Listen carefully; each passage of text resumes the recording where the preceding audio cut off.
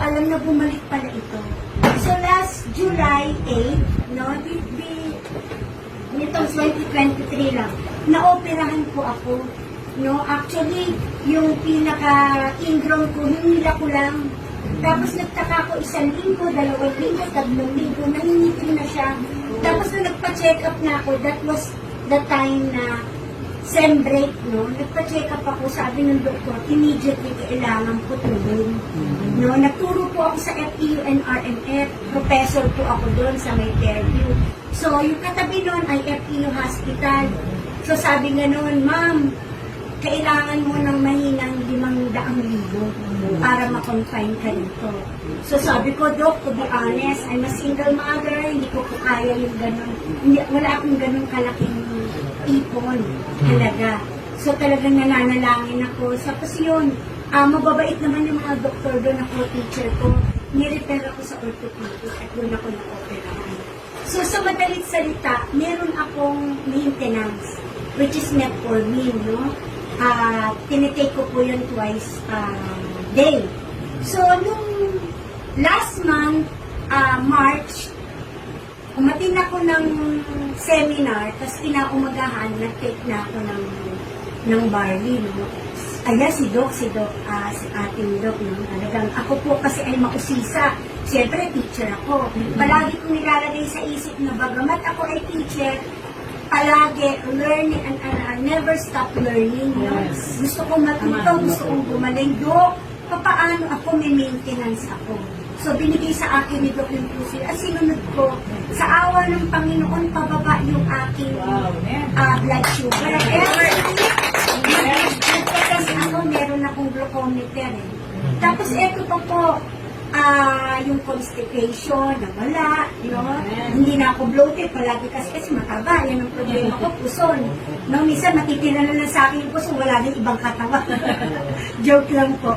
So, palagi ka utot ng utot, dighay ka ng dighay. Tapos, totoo nga, no, yung first 3 days mo, talagang lahat ng toxins mo sa katawan ilalabas mo. Yes. Kung napakabaho, no? Kasi yung toxins na inilalabas niya. Tapos ang isa pa nito, no, meron akong anak, meron akong 2 anak, isang 10 years old, isang 17 years old. Si Darlene Rain po ay special child. No, hindi ko siya nakakalakad, actually, naka-wheelchair po yung anak ko na yun. Pero wala pang, hindi pa niya nakuubos yung isang box. Tinatry ko na every morning. Pahirapan lang, pero kaya nga tutok ako kasi ayaw niya. Pero pinipilit ko. Siguro ilang araw, ang motivation ko kasi sa kanya, alam niya na yung kapatid niya, palagi ko sinasama sa school.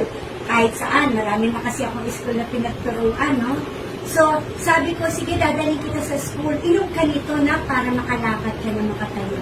So, nakakatuwa ito. Tapos sabi ko doon sa kasambahay ko, bibigyan kang bonus sa Pasko. No? Ang gagawin mo lang, every morning, hapon, tsaka sa gabi, papatayuin mo lang si Ring para masanay. Kasi, I'm a PE major. No? Alam ko po yung, syempre, when it comes to bones.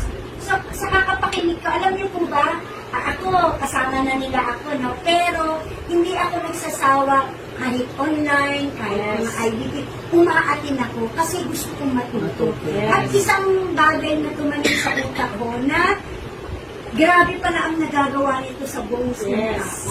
So, doon ako nagka-idea na ay si Rain, ang mga bones niya. So, kailangan, kasi alam niyo po, ang anak ko, napakahabang istorya.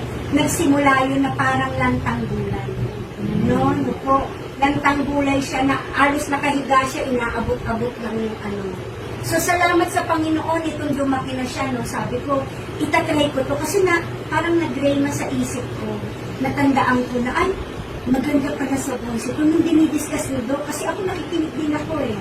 Gusto ko talagang matuto. So, sabi kong ganun, ay, pwede pala ito ka rin. Hindi pa nauubos ni Rain yung isang box na barley. Tapos sasabihin niya, Mami, kasi delay din po ng speech yung anak ko. Kasi hindi nga siya nakakatayo, nakakalakad. So, Mami, gaganon siya. Kahit nakaganyan lang siya, makikita ko may balance. Tapos hindi na nagsishaken yung kanyang mga paa. Alam niyo po, mahirap mag-pretend, mahirap magsinungaling, lalo na kami mga teachers, no? Malakas ang, dapat yung credibility natin. Pag ubarap kami sa mga estudyante, sa kahit na kaninong tao, ang hirap magsinungaling. Hindi ko po i-share sa inyo ito kung hindi ko na-experience na personal, even yung aking po anak. So, huwag na tayong manghinayang. Can you imagine? Kung nakainom ako ng barley nung araw na hindi pa ako napuputulan ng daliri, ay siguro hindi mangyayari. Tsaka hindi lang yan. Ang mga teachers nowadays, napakahirap online. Palaging po yan. Alam niyo ba, napakasarap ng tulog ko. Minsan sa gabi, ang gising ko kasi alas 10, hanggang alas 4, kasi gumagawa ng mga paperworks, PowerPoint presentation sa lecture ko, sa klase. Pero ewan ko ba, umaga na ako gumagawa kasi ako nga ay napapasarap ang tulog ko. No? So, mula nung uminom ako ng barley, to be honest with you, naranasan ko, ang sarap ng tulog ko, may hindi. Kasi yan ang problema ng mga teacher, kaya marami na stroke. Nung nakaraan nga, pumunta kami ng Pangasinan, yung co-teacher ko, namatay. Kasi nga, sobrang stress, anong oras din siya natutulog, no?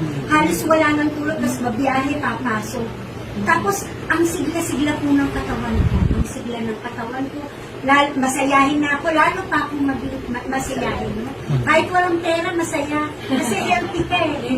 So, hindi naman nakaka-compensate sa atin anumang material na bagay o anuman pong pera na meron ka sa bulsa. Ang importante, no, malakas ka, malusog ka, health is wealth. Yes.